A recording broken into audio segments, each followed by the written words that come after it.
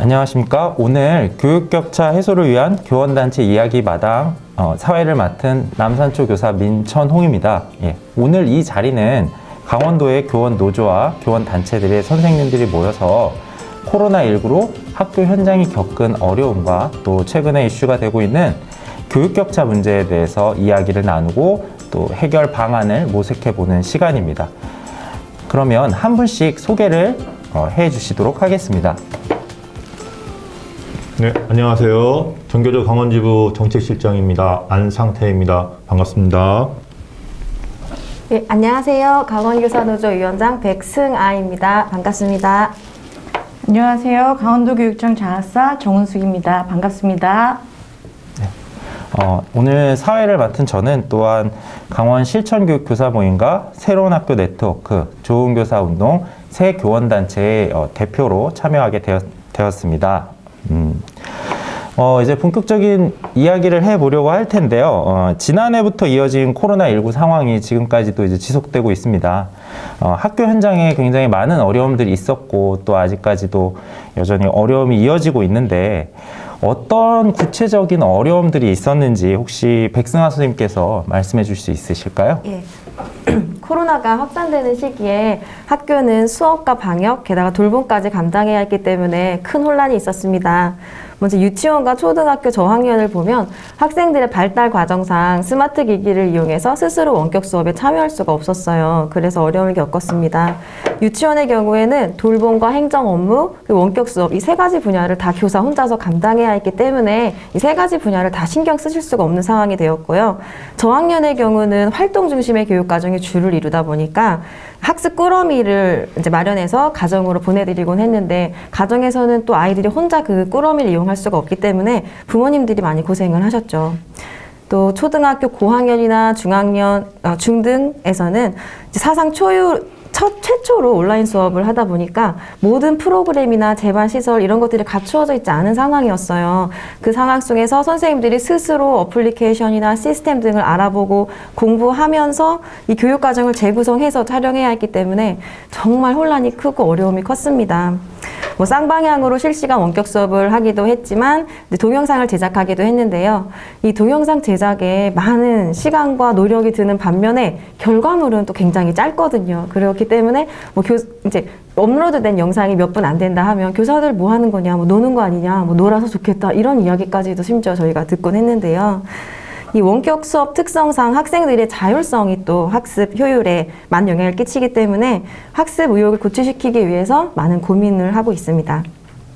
보건 선생님은 코로나 방역 업무 때문에 이제 많은 학생 건강 관리를 위해서 거의 헌신하시고 계시죠. 그래서 이분들 덕분에 학교가 방역에서 이제 뛰어난 성과를 보이고 있고요. 영양 선생님들은 사회적 거리두기가 수시로 변함에 따라서 등교 비율이 조정되니까 식수 파악이나 어떤 재료 발주에 많은 혼란을 겪었습니다. 상담 선생님들은 내담자를 만나서 레포 형성을 하고 심리 케어를 해야 하는데 만날 수 없으니까 효과가 많이 떨어지는 상황이었고요.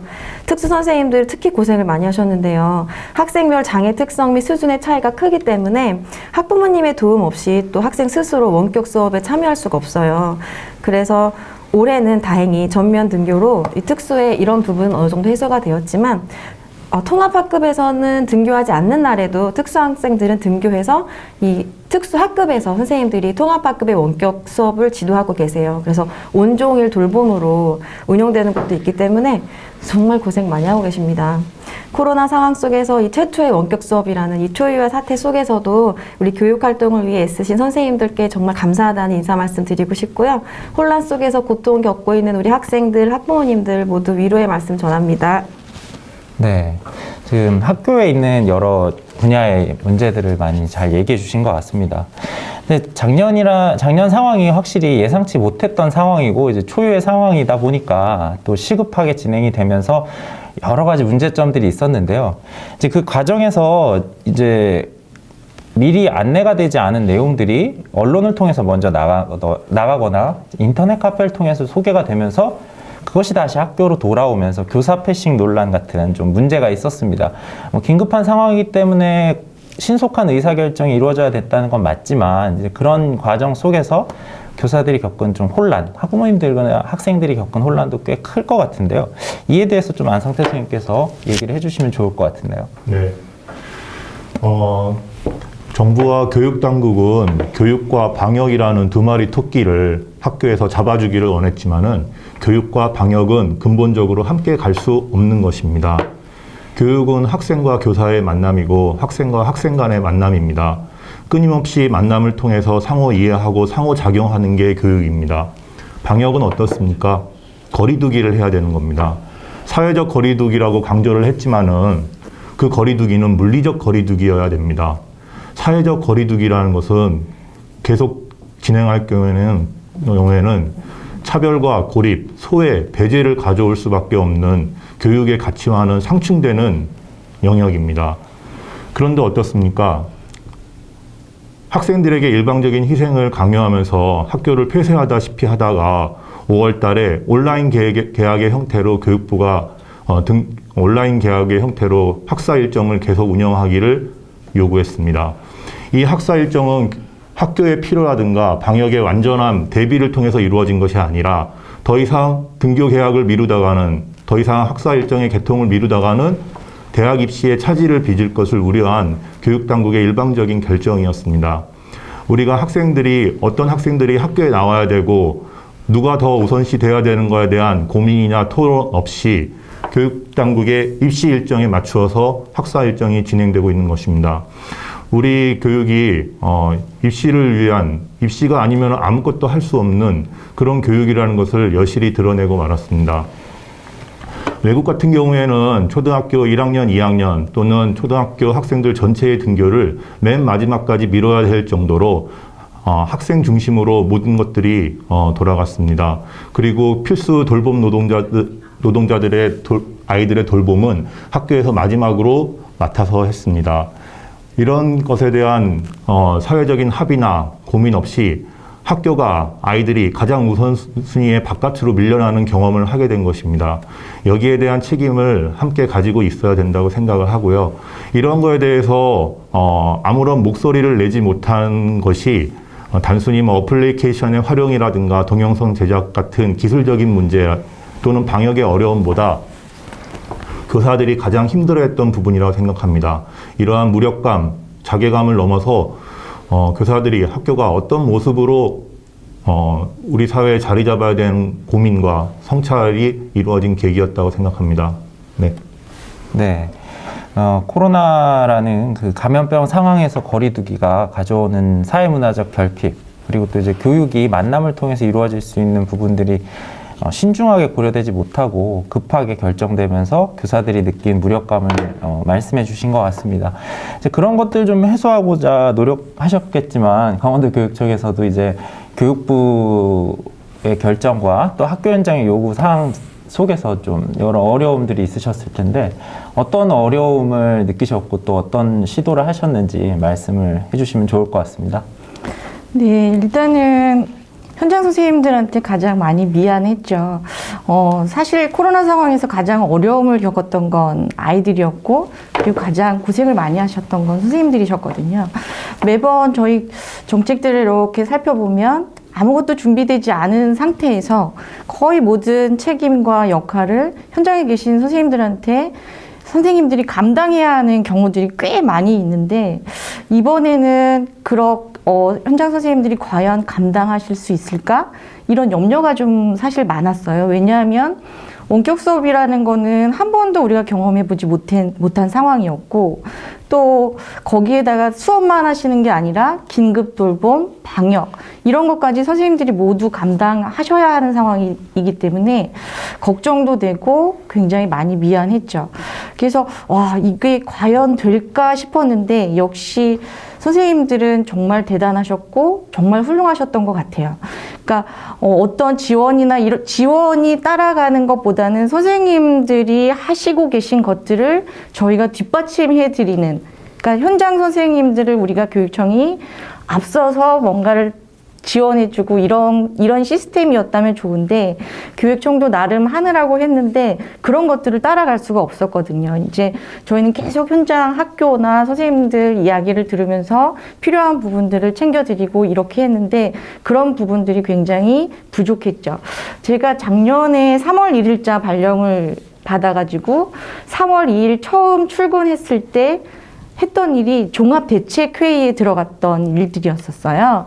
근데 그때는 제가 와서 느낀 거는 2월부터 이제 코로나 상황에서 강원도교육청이 그래도 꽤 준비를 하고 있구나라는 느낌이 들었었어요. 근데 그때까지는 원격 수업이라는 상상은 하지 못했던 상황이죠. 그냥 등교 계약이 연기되는 수준에서 대책들이 마련이 되었는데 그때 논의되었던 것들은 가장 이제 중점적으로 교육국장님께서 맨 마지막에 하셨던 말씀이 3가지 원칙으로 가자. 첫 번째는 함께 가야 하는 것하고 각자 가야 하는 것들을 구분해줘라. 그래야 혼란을 줄일 수 있다. 두 번째는 한 번도 해보지 않은 상황인데 혼란을 줄이기 위해서 많이 애써라. 세 번째는 아이들이 원하는 것, 아이들한테 도움이 되는 것, 학교가 원하는 것들은 주저하지 마라. 적극 지원해라. 이런 3가지 원칙들이 있었는데 첫 번째 함께 가야 하는 것, 각자 가야 하는 것들이 가장 부족했죠. 왜냐하면 아까 선생님 말씀하신 대로 방역과 교육은 같이 갈 수 없는 건데 너무 코로나 상황이 급변하고 전혀 예측이 안 되는 상황이다 보니까 교육보다는 일단 우리 아이들의 안전, 선생님들의 안전이 우선시 될 수밖에 없던 상황이었거든요. 그래서 선생님들의 자율성이라든지 다양성, 이런 아까 백승환 선생님께서도 말씀하셨지만 학교 급별로도 굉장히 어려움들이 달랐고 선생님들마다도 또 어려움들이 달랐는데 그런 것들이 고려되지 않고 함께 가야 하는 상황이니까 그런 부분에서 조금 어려움이 많았고요. 두 번째는 이제 혼란을 줄여라. 처음에는 아마 선생님들이 너무 많이 혼란이 많으셨을 거예요. 왜냐하면 이제 도교육청에서 나가는 각각의 부서들이 다들 너무 열심히 일을 하다 보니까 쏟아져가는 공문들이 너무 많았던 거죠. 그리고 비슷한 내용의 공문들이 몇 건이 같이 오게 되니까 학교에서는 그런 혼란도 되게 많았거든요. 그리고 선생님들은 이미 긴급 돌봄이라든지 방역이라든지 원격 수업 준비라든지 공문을 살필 여력이 없으셨어요. 그래서 그 혼란을 줄이기 위해서 우리가 과연 어떤 일부터 할 수 있을까? 지금 이제 온라인 밴드를 운영한 것도 어떤 계획에 의해서 막 이렇게 촘촘히 잘 준비된 상황이 아니라 어느 날 선생님들이 너무 이렇게 질문들이 많으신데 그 질문을 거치려면 지역교육청 또 도교육청 이런 순서가 너무 복잡한 거예요. 근데 상황은 현장의 상황들은 빨리빨리 어떻게 대책을 마련하고 대처해야 되는 그런 것들이 있으니까 그래서 이제 관리자님께서 밴드를 운영을 하면 현장 선생님들이 모일까요? 라고 물어보시더라고요. 그래서 지금은 얼마나 모이고 얼마나 도움이 되는지가 중요한 게 아니라 지금은 우리가 할 수 있는 것들을 해보는 게 더 중요하다라고 해서 이제 시작한 것이었거든요. 그래서 어찌됐건 선생님들이 공문조차 살필 수 없는 그런 시간에 가능한 한 신속하고 정확한 정보를 제공하기 위해서 밴드를 운영했던 거고 아까 안상태 선생님 말씀하셨듯이 이제 언론을 통해서 미리 공개되는 일들이 굉장히 많았잖아요. 그래서 적어도 강원도교육청에서는 공문이 나간 이후에 선생님들한테 먼저 알려드리고 그 다음에 언론 보도자료를 배포하고 그렇게 하자라는 원칙이 있었어요. 근데 그럼에도 불구하고 이제 뭐 금요일이라든지 주말에 간혹 보도되는 경우들이 있잖아요. 그런 경우들은 정말로 정말 심각한 상황이었거든요. 그래서 월요일 날 저희도 이제 여러 가지 회의를 통해서 금요일이나 주말에 발표가 되면 선생님들이 다 애들이 책도 교과서나 이런 것들이 다 학교에 있고 또 선생님들이 원격 수업을 갑자기 준비를 해야 하는 상황인데 어렵다. 그럼에도 불구하고 뭐 일요일, 토요일 이렇게 발표를 했던 이유는 일단은 안전이 우선이 됐어요. 조금이라도 전파를 막아야 된다. 어느 경우에도 전파를 막아야 된다. 그런 것들 때문에 이제 예외 조항으로 이제 학교마다 뭐 교과서를 배부한다거나 이럴 경우에 좀 이렇게 교차해서 안전하게 등교할 수 있도록 해라 이런 조항은 했었지만 그런 여러 가지 것들이 고려가 잘 안 됐던 거죠. 그래서 그런 부분들 또 학교마다 최대한 많은 것들을 지원하려고 노력은 했지만 여전히 학교 입장에서는 아이들 입장에서는 부족함을 많이 느끼는 경우가 많았을 것 같습니다. 네. 네. 교육청 입장에서 밴드를 저도 작년에 많이 활용을 했는데요. 그 긴급하게 묻고 답해서 결정할 수 있는 도움이 됐습니다. 근데 핵심적인 것은 이제 저희가 이 상황을 통해서 확인할 수 있었던 것이 그 학교 자치라던가 이제 지방교육 자치에 좀 많은 결함이 있었구나. 물론 방역과 관련해서 국가가 제시한 큰 틀을 따라야 되는 건 맞지만 정말 그 세부적으로 유의미하게 작동하기 위해서 의사 수렴 체계가 있었는가, 시스템이 갖춰져 있었는가를 살펴볼 때, 아, 많이 부족했구나, 라는 것을 좀 확인할 수 있었던 것이 아닐까. 그래서 향후에도 단순히 이제 코로나를 넘어서 이런 교육 자치, 학교 자치가 의미있게 작동하기 위한 의견 수렴 방향을 모색해야 되는 필요성을 좀 보여준 것이 아닌가, 이런 생각을 해봅니다. 지금 저희가 이제 3가지 주제를 오늘 얘기할 예정인데, 지금 첫 번째 주제로, 학교가 겪었던 어려움, 또 교육청에서 겪었던 어려움과 대응을 이야기를 나눠봤습니다. 혹시 좀 이 부분에 대해서 더 말씀해 주실 내용 있으실까요? 네. 네, 다 말씀하신 것 같습니다. 네. 그러면은 일단은, 첫 번째 토론 주제는, 이야기 주제는 이렇게 마치도록 하겠고요. 예. 예, 두 번째는 이제 학교가 좀 의사결정이 긴급하게 이제 되고 또 사상 초유의 상황을 결정하게 되고 하다 보니까 수업 진행에 있어서 어려움이 있었고 또 여러 가지 원격 수업 상황이 되다 보니 또 기존에 하던 활동들이 멈추다 보니까 학생들의 교육 격차 문제가 많이 부각이 되었습니다. 그래서 이제 뭐 코로나19로 인해서 학교를 오지 못해서 제대로 된 수업이 이루어지지 않아서 뭐 교육 격차가 벌어졌다 이런 주장도 있고요. 또 이 코로나19로 인해서 교육 격차가 발생했다기보다는 그 이전에 만들어지고 있던 교육 격차가 코로나19로 좀 더 잘 보이게 된 것이 아닌가 하는 여러 의견들이 있습니다. 이런 교육 격차, 학습 격차 논란들 어떻게 바라보면 좋을지 또 그 이야기를 한번 들어보도록 하겠습니다. 교육청에서는 이 학습 격차 문제를 또 어떤 관점으로 바라보고 계신가요? 네. 사실 교육 격차는 늘 존재해 오던 거였거든요.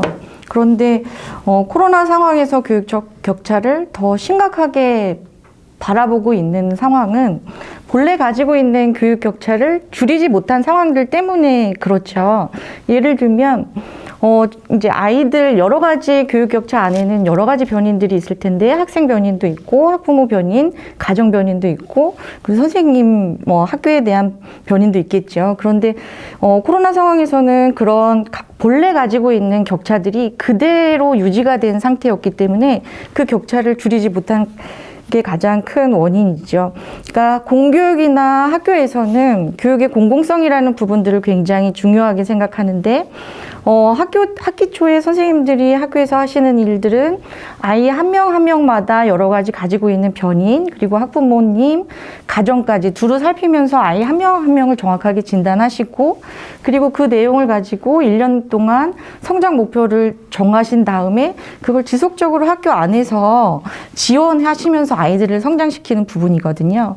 그러니까 학교에서 그런 격차를 줄일 수 있는 것들은 뭐 다양하겠지만 2가지 정도일 텐데 하나는 선생님들이 교실 안에서 아이들을 직접 가르치면서 아이들이 부족한 부분들 이런 것들을 발견해 내시고 그리고 거기에 대한 즉각적인 피드백이나 지원들 이 있어서 가능한 거고 또 하나는 아이들이 같이 있으면서 그 관계 속에서 성장하는 부분들도 굉장히 크거든요.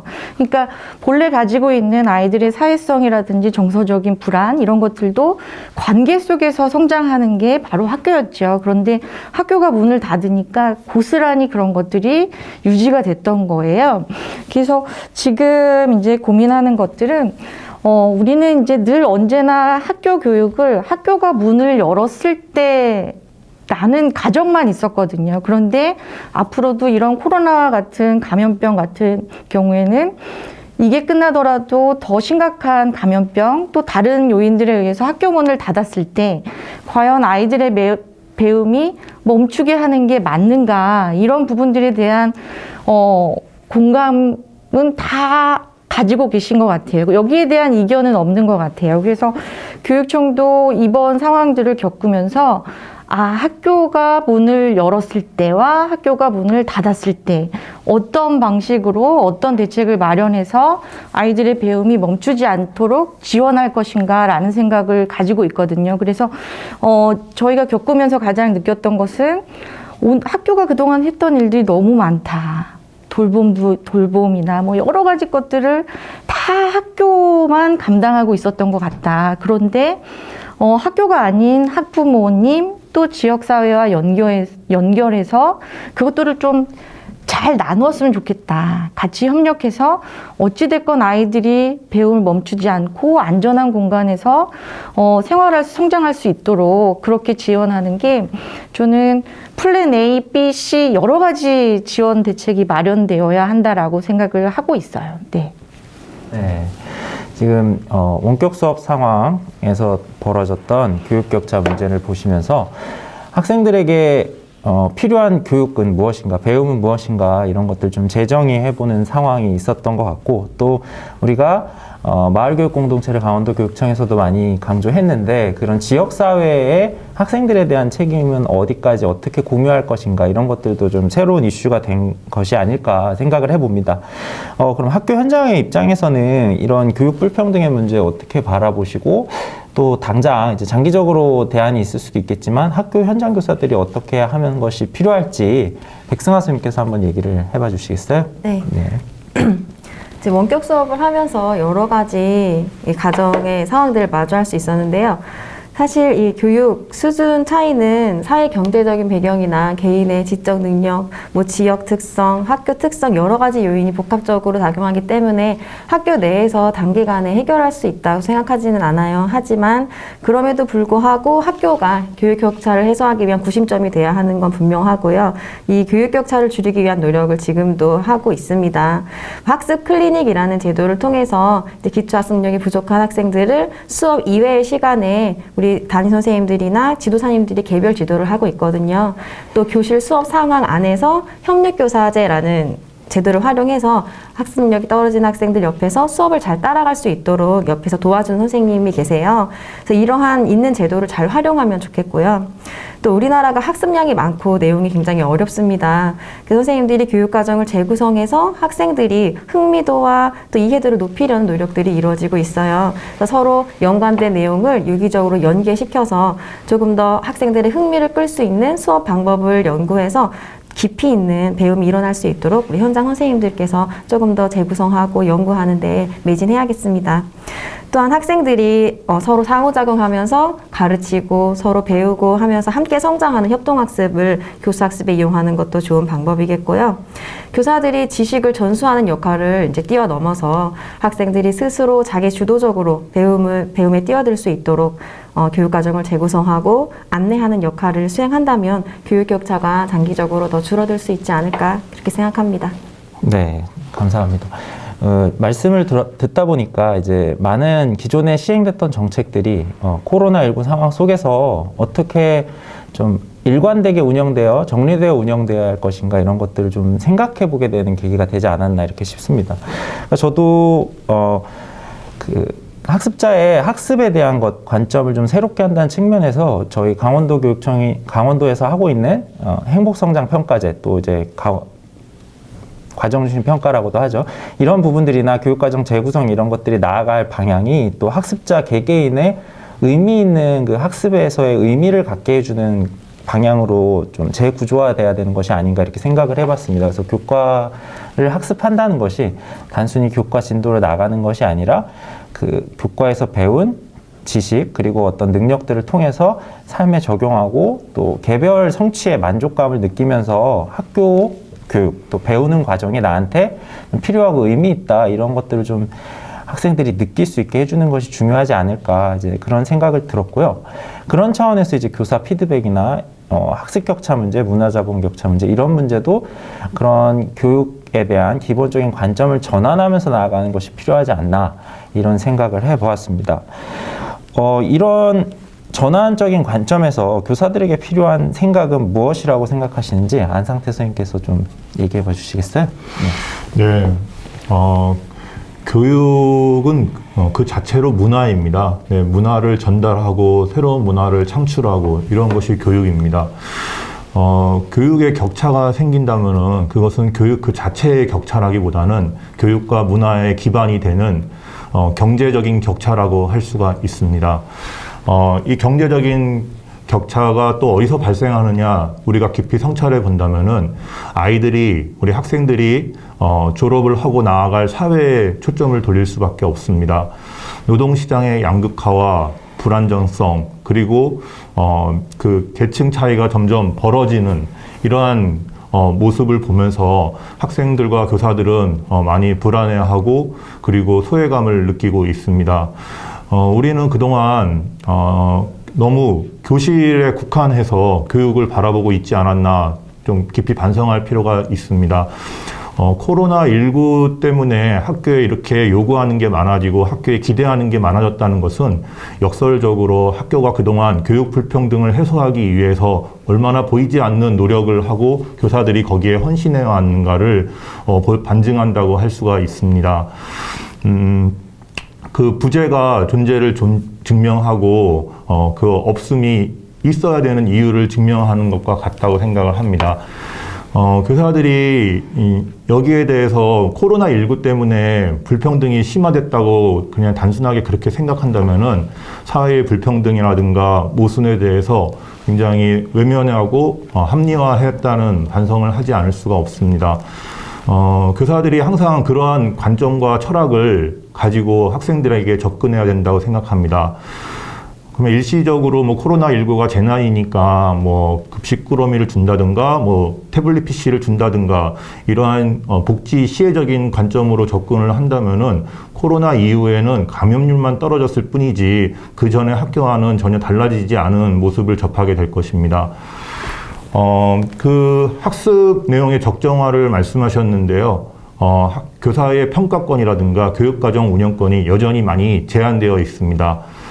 학생들이 등교를 아프면 등교하지 않아야 된다고 그렇게 선전을 하면서도요. 그 등교를 하지 않은 이유에 대해서 일자별로 사유를 다 적어야 되는 그러한 서류 작업을 여전히 계속하고 있습니다. 교육과정의 충실한 운영보다는 상급기관의 지시나 방침에 맞춰서 출결을 체크하는데 많은 행정력을 쓰고 있습니다. 이런 점들 교사들이 각성하고 같이 정치적으로 힘을 모아나가지 않으면은 영원히 개선되거나 방향이 전환될 가능성이 적습니다. 그리고 이러한 시각을 가지지 못한다면은 학생들에 대해서 지도하는 것도 여전히 구시대적인 관행에 머물러 있거나 아니면은 일정한 기준에 도달하지 못하는 학생들에 대해서 지원을만 하는 형태로 반복될 우려가 있습니다.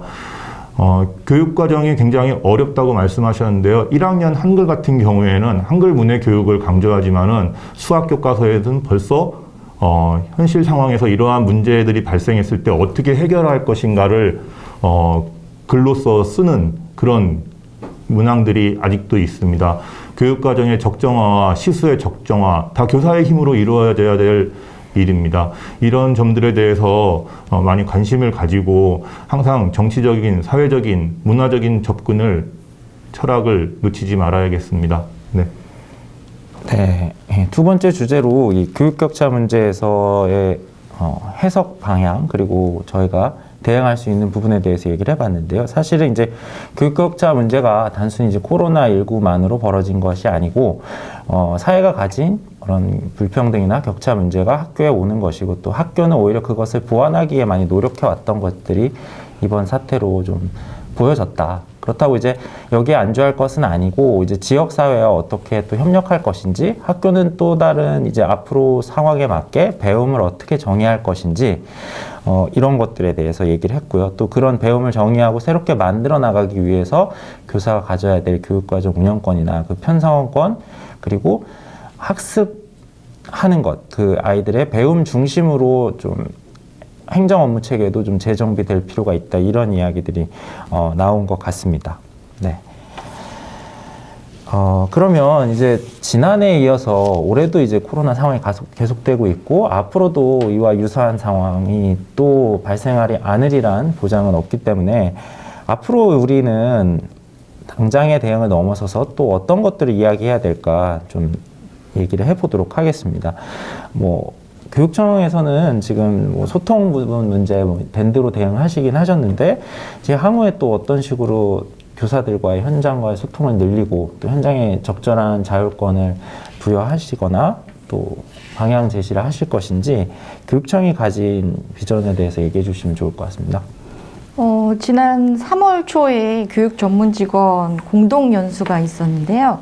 그때 이제 양구 교육장님께서 하셨던 말씀이 가장 기억에 많이 남는데, 이제 교육 전문직 분들한테 하셨던 말 중에, 우리가 교사임을 잊지 마라. 그리고 현장과 더 가까워야 한다. 교육청에만 있지 말고 전문직 분들 다 학교로 찾아가시라. 그리고 현장에 있는 선생님들 이야기 잘 귀담아 들어서 정책에 반영하라. 이런 말씀을 하셨거든요. 그게 전체적인 강원도 교육청의 교육의 방향, 교육청의 방향과 역할이라고 저는 생각하고 있고요. 온라인 밴드를 운영하면서 저희가 실상은 선생님들한테 조금이라도 도움을 드리자라는 차원에서 시작을 한 거였는데, 사실 그런 게 굉장히 저희 입장에서도 굉장히 도움이 많이 됐어요. 그러니까 현장에 있는 선생님들의 다양한, 그러니까 예전에는 그 말씀하신 생각들을 나눠주시는 분들이 한정되어 있었는데, 온라인 밴드에 모이신 분들이 거의 3,500명 정도 되시는데, 초등, 중등 다 합해서 굉장히 자유롭게 누구라도 주체가 되어서 다양한 의견들을 다 바로바로 말씀해 주셔서 그런 의견들을 계속 모니터링 하면서 정책에 수시로 반영하고 보완해 나가고, 이런 것들을 저희가 절실히 많이 느꼈거든요. 그래서 현장과의 소통이 무엇보다 중요하다. 또 이제 교육청 입장에서는 어떤 취지가 아무리 좋고 목적이 아무리 좋은 정책도 현장에 있는 선생님들이 공감하지 못한다면 그 정책은 실패하는 경우들이 굉장히 많았잖아요. 그리고 나쁜 정책 같은 경우에도 이것들을 강제로 했을 경우에도 현장에 있는 선생님들이 현장에 맞게, 아이들에 맞게 그걸 수정 보완해서 개선해 나가신다면 나쁜 정책도 좋은 정책이 되는 사례들이 굉장히 많았거든요.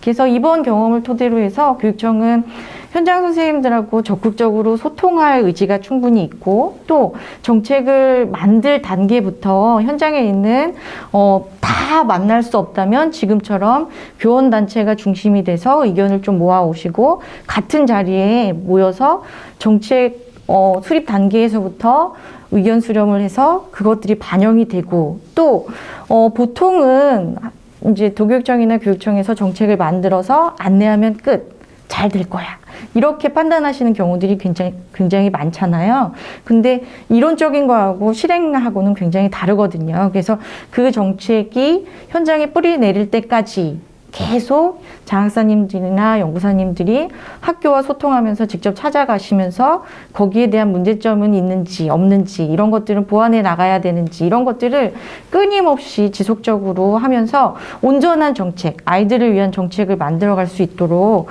지금보다 더 적극적으로 소통할 필요가 있다라고 생각이 듭니다. 네.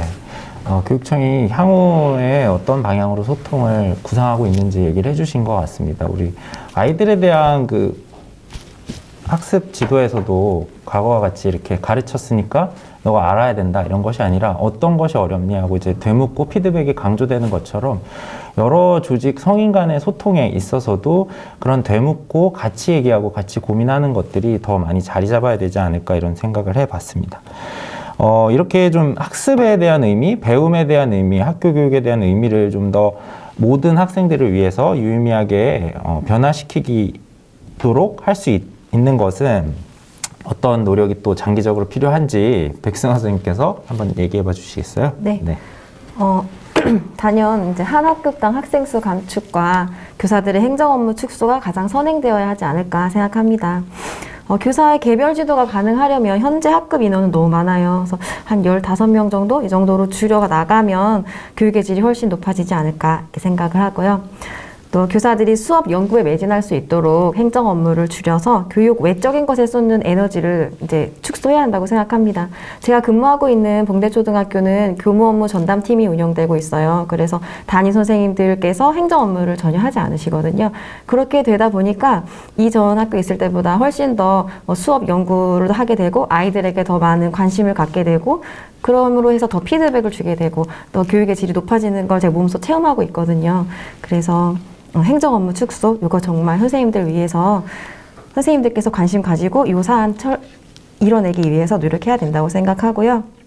또 앞서 말씀드렸듯이 학습량 너무 많고 교육 내용 너무 어렵기 때문에 교과서 만드는 단계에서부터 이 수준을 좀 적정화해야 하겠습니다. 마지막으로 우리 교육 구성원 모두의 인식 변화가 필요하다고 생각해요. 이 교육 격차라고 하는 말에는 학생들을 성적 순으로 서열화해서 이 점수를 매기는 이런 인식이 조금 스며들어 있는데요. 거기에서 벗어나서 학생들을 있는 그대로 보려는 노력이 필요하겠습니다. 학년 성취 수준에 도달했다고 하면 이제 그 이후에는 좀 어려운 문제를 더 빨리, 더 어려운 문제를 누가 더 많이 푸는지 그런 교육을 문제풀이를 시키기보다는 학생들이 자신의 특성과 이제 적성을 잘 찾아서 탐색하고 개발할 수 있도록 도와주는 것이 우리 어른들이 해야 될 일이 아닐까 생각해요. 그래서 자기가 잘할 수 있고 또 좋아하는 일을 찾아서 거기에서 타고난 대로 내가 가진 것을 잘 발현할 수 있도록 도와주는 것이 다양성을 인정하고 또 존중하고 우리 어른들이 아이들의 행복을 위해서 할 수 있는 가장 큰 일이 아닌가 그렇게 생각합니다. 네, 저 학교뿐만이 아니라 이제 어른들 모두가 학생들 또 학습자, 어린이, 청소년을 바라보면서 대하는 태도들이 많이 새롭게 전환돼야 될 것 같습니다. 이제 코로나 담론 이후로 많이 언급되는 것이 이제 미래교육 담론인데요. 이제 변화의 촉매로 의미 있게 작동하기도 하지만 또 교사나 학생, 학부모들에게 뭔가 불안감을 유발하면서 좀 뭔가 빨리 뭔가를 하지 않으면 안 되겠다 이런 좀 걱정을 불러일으키는 상황도 분명히 있습니다. 이런 뭐 포스트 코로나 담론, 미래교육 담론과 관련해서 우리가 생각해 봐야 될 부분이 무엇이 있을지 안상태 선생님께서 얘기해 봐 주시면 좋을 것 같습니다. 네. 네, 코로나가 유행을 한 지 1년이 조금 넘었습니다. 근데 우리 흔히 교육을 100년지 대계라고 하지 않습니까? 코로나와 코로나 이후를 벌써 언급하면서 미래 교육 담론이 성행하고 있는데요. 그 미래가 누구의 미래인지 각자 고루 다가오는 미래인지 거기에 대해서도 생각을 해볼 필요가 있습니다. 아이들의 미래가 다르고요. 교사들의 미래가 다르고 남성의 미래가 다르고 여성의 미래가 다릅니다. 우리가 이렇게 재난 상황일수록 불안할수록 미래에 대한 이야기가 더 많이 나옵니다. 마치 종교에서 얘기하는 구원의 의미처럼 모두 미래에는 바뀌어야 될 것 같고 변화돼야 될 것 같고 그렇게 그런 주장들이 이제 설득력을 얻어갑니다. 미래에 우리가 어떻게 변해야 된다 그러면서 에듀테크라든가 뭐 그린 스마트 스쿨 이렇게 해서 굉장한 물량의 디지털 기기들이 또 학교가 중요한 소비자로 이제 부각되면서 되는데요. 그 디지털 기기와 그런 것들이 누구의 요구에 의해서 계속 학교로 그런 담론들이 오는가에 대해서도 성찰을 할 필요가 있습니다. 아까 처두에도 말했듯이 교육은 결국에는 만남입니다. 올해 코로나19로 이제 1년이 지나고 등교가 확대되면서요. 많은 뭐 기관들이라든가 언론에서는 학력 격차를 많이 걱정했지만은 실제로 학생들을 만나본 교사들의 입장은 그렇지 않습니다. 아이들의 눈빛이라든가 그리고 친구한테 이렇게 말하는 태도라든가 뭐 이런 점들이 그러니까 예년과 많이 다르다고 이야기합니다. 정서적인 발달이 많이 뒤처져 있고 사회적인 상호작용, 친구와의 관계 맺음에 굉장히 서투르러서 교사들도 많이 당혹감을 느끼고 있습니다.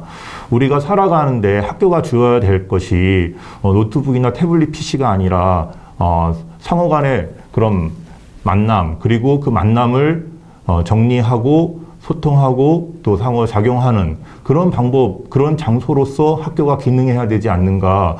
그 점을 잃어버린다면은 학교가 과연 공교육이 일반 사교육이라든가 그리고 온라인성으로 하는 자기도조적 학습이랑 무엇이 다른가 반문하지 않을 수 없습니다. 교사는 플랫폼, 학교라는 플랫폼을 운영하기 위해서 학교에 오는 것이 아닙니다. 학생들이 나중에 민주시민으로 성장하기 위해서 무엇을 배우고 어떤 것이 내면화되어야 되는가 항상 고민하고 성찰하는 그런 존재로서 남아야 된다고 생각을 합니다. 이런 점들에 대해서 이것이 새로운 기기나 환경에 적응하기보다는 이런 과정들을 통해서 학생들이나 학부모님들이 학교에서 무엇을 원하는지 함께 논의를 모아가고 그 점에 대해서 분명히 해야 될 필요가 있다고 생각을 합니다. 네. 네, 감사합니다. 만남에 대해서 얘기를 해주셨는데요. 그 철학자 마틴 부버 선생님의 말처럼 그 모든 참된 삶은 만남에 있다라고 했고 학교가 아동 청소년 학습자들에게는 중요한 만남의 공간이라는 생각을 다시 한번 하게 됐습니다. 이번 이런 코로나 상황을 계기로 또 그 만남 자체만으로 치우치기보다는 또 만남 속에서 이루어지는 그런 맥락들 그리고 거기서 배워지는 것들, 학생이 느끼는 것들에 대해서 조금 더 우리가 주목하고 또 그 주목한 것을 실현할 수 있도록 교육 현장 여건, 행정 여건을 개선하려는 것들도 많이 필요하지 않을까. 또 그러한 변화된 인식을 학부모들과 또 지역사회가 함께 공유하는 것도 필요하지 않을까 이런 생각을 해봤습니다. 굉장히 많은 일들이 이제 있었지만 지금 이렇게 짧은 이야기로 담을 수 없는 이야기들이 있었지만 그럼에도 불구하고 지난 1년을 정리해보고 또 각 교사들이 할 수 있는 것, 교육청이 할 수 있는 것을 좀 얘기를 해보는 시간을 가지면서 뭔가 더 합의된 이야기들로 나아갈 수 있었다고 생각하는데요. 오늘 이 대화의 시간에 참여하시면서 느낀 점들을 한 분씩 좀 얘기를 해봐 주시면서 마무리를 하면 좋을 것 같습니다. 먼저 안상태 선생님께서 한번 얘기해 봐 주시겠어요? 네. 코로나19로 교사들도 어려움이 많았고 학부모님들도 어려움이 많았고 교육청도 어려움이 많은 가운데 굉장히 순발력 있게 대응하기 위해서 노력했다고 좀 평가하고 싶습니다. 코로나19로 느끼는 교사의 어려움 중에 하나는 아까도 말했듯이 어떤 기기를 잘 다루고 방역에 같이 힘쓰고 이런 것보다도 교육 현장에서 목소리를 내야 되는데 거기에 대해서 이런 방구의 목소리도 내지 못하고 일방적으로 휩쓸려가는 행정에 매몰될 수밖에 없는 그런 입장이었습니다. 교사들이 사회에 미치는 영향도 크고 역할도 중요합니다. 그런데 거기에 대한 응당의 그런 대우라든가 권리 보호는 제대로 이루어지고 있지 않습니다. 특히 이런 교육 현장의 목소리를 내기 위해서는 결국에는 이것은 이해관계를 조정하고 통합하고 타협하는 일이거든요. 정치의 영역입니다. 그런데 교사들은 기본적인 정치 기본권이 없습니다. 선거에 있어서도 자신이 지지하는 후보, 정책에 대해서도 이런 방구의 목소리를 낼 수가 없습니다. 학교 현장에 정말 교육적인 입장이 옹호되고 그 입장이 일관되게 반영하기 위해서는 이러한 기본적인 권리의 회복이 우선시되어야 된다고 생각을 합니다.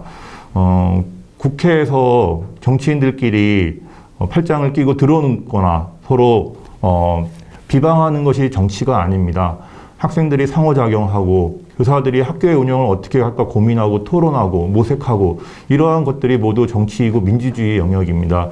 이러한 문제들이 교사들의 삶으로 다가오지 않을 때 우리 학교와 학생들의 삶도 교육이랑 연결될 수 없다고 생각을 합니다. 이런 정치기본권 회복이라든가 학교 현장에 교사들의 목소리가 많이 실릴 수 있도록 우리 교육 주체들이 함께 노력을 기울이고 관심을 가져주시기 바랍니다. 네, 이상입니다. 네, 백승아 선생님. 네. 오늘 이제 교육에 몸담고 계신 분들과 함께 이야기 나누면서 소통할 수 있어서 또 너무 뜻깊은 시간이었고요. 코로나 상황 속에서 교사들에 대한 비판적인 인식이 굉장히 많았어요. 근데 학교에서 선생님들이 이러이러한 노력을 하고 있다 이런 이야기를 들을 수 있어서 저는 개인적으로 너무 두었습니다. 선생님들께서 교사 패싱이라는 단어를 많이 쓰고 계세요. 그래서 우리 현장을 가장 잘 알고 있는 건 우리 교사들이거든요. 사실 교육부가 아니라 교육청이 아니라 전 교사라고 생각해요. 교육 주체 중에 교사가 굉장히 큰 부분을 차지하고 있는데 사실 저희의 의견이 잘 반영되지 않고 있어요. 많이 노력한다고 하셨지만 현장에서 느끼기에는 아직 우리 이렇게 무시당해도 되는 건가? 우리가 주체인데? 이런 생각 들 때가 많거든요. 그래서 앞으로 정책적으로나 또 행정적인 일을 해나갈 때 현장 교사들의 의견 많이 참고해 주신다고 했으니까 열심히 선생님들 의견 모아서 전달하도록 하겠습니다. 그리고 선생님들께서도 우리 선생님들 정말 묵묵하고 성실한 분들이 대다수거든요. 그래서 묵묵히 교실에서 내 일만 하지 마시고 우리 교사들도 이렇게 하고 있다. 우리도 이런 의견이 있다 하고 우리 한 군데로 힘을 모아서 좀 이렇게 이야기하는 목소리를 낼 수 있으면 좋겠어요. 예. 저 강원교사 노조 위원장이라서 이런 말을 하는 것이 아니라 선생님들도 한 목소리를 모아 우리의 의견을 내세울 수 있다. 우리의 목소리를 낼 수 있다. 이런 말씀 드리고 싶어요. 너무 묵묵하고 이렇게만 이러시지 마시고 많이 표현해 주시면 좋겠습니다. 그리고 저희의 이런 상황을 잘 모름에도 불구하고 선생님들 고생하신다고 응원해주신 학부모님들도 굉장히 많거든요. 그래서 저희의 수고를 알아주셔서 너무 감사하고 무엇보다 우리 아이들이 정말 행복하게 잘 배울 수 있도록 교육청 또 우리 교사 학부모님들이 함께 소통하면서 공교육에 대한 신뢰를 회복하고 아이들이 잘 자랄 수 있도록 노력하면 좋겠습니다. 감사합니다. 네. 네, 오늘 이런 자리가 진작부터 필요했었는데 이제라도 만들어져서 너무 감사하고요. 이제 작년부터 올해까지 굉장히 민원이 굉장히 많은데 교육청에 들어오는 민원이 작년하고 올해하고 달라진 민원들이 작년에는 이렇게 이거 계속 다들 불만투성이셨어요. 근데 올해 얼마 전에 제가 받은 학부모님의 민원이 있었는데 학교가 가장 안전한 곳인데 왜 전면 등교를 안 하냐는 거였어요. 그걸 들으면서 저는 되게 기뻤거든요. 그리고 이렇게 학부모님들이 느끼게 할 수 있었던 건 다 현장에 계신 선생님들 덕분이다라는 생각을 하고 있어요. 이만큼 오기까지도 정말 기적과 같은 일인데 선생님들이 정말 밤잠 주무시지 않고 노력하신 결과라고 저는 생각을 하고요. 결국 아이들이 있어서 학교가 있고 학교가 있어서 교육청이 있는 거거든요. 아이들을 향하는 마음은 학교나 선생님들이나 교육청이 다 같다라는 생각이 들어요. 오늘 그런 것들을 많이 느낄 수 있었고, 그래서 모든 판단의 기준이 아이들과 학교가 될 수 있도록 교육청은 더 적극적으로 의견을 듣고 경청하도록 할 거고요. 일단 한 가지 더 부탁이 있다면, 학교에 있는 선생님들은 우리 아이들 한 명 한 명 다 잘 챙겨주셨으면 좋겠어요. 그리고 저희 교육청은 학교 한 곳 한 곳 소외됨이 없이 잘 꼼꼼히 잘 챙겨보도록 하겠습니다. 이 자리에 함께 하게 돼서 고맙습니다. 네.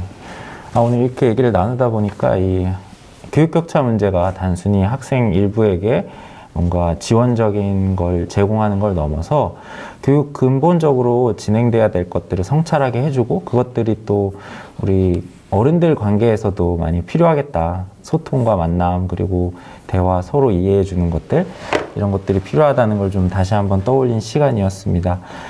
지금도 여러 가지 어려움 속에서 수업을 하시고 또 아동들을 지원해 주고 계신 수많은 분들께 너무 감사드리고요. 오늘 이 자리에서 나눈 이야기들이 좋은 출발점이 되고 정말 교사들의 노력과 교육청의 노력, 각 가정과 지자체의 노력으로 이어지면서 학생들에게 코로나로 인한 어려움을 극복하는 것을 넘어서 삶의 의미 있는 배움의 현장들이 구현될 수 있는 여건이 많이 마련됐으면 좋겠습니다. 그럼 오늘 이 이야기 마당은 이렇게 마치도록 하겠습니다. 오늘 참여해 주셔서 감사합니다.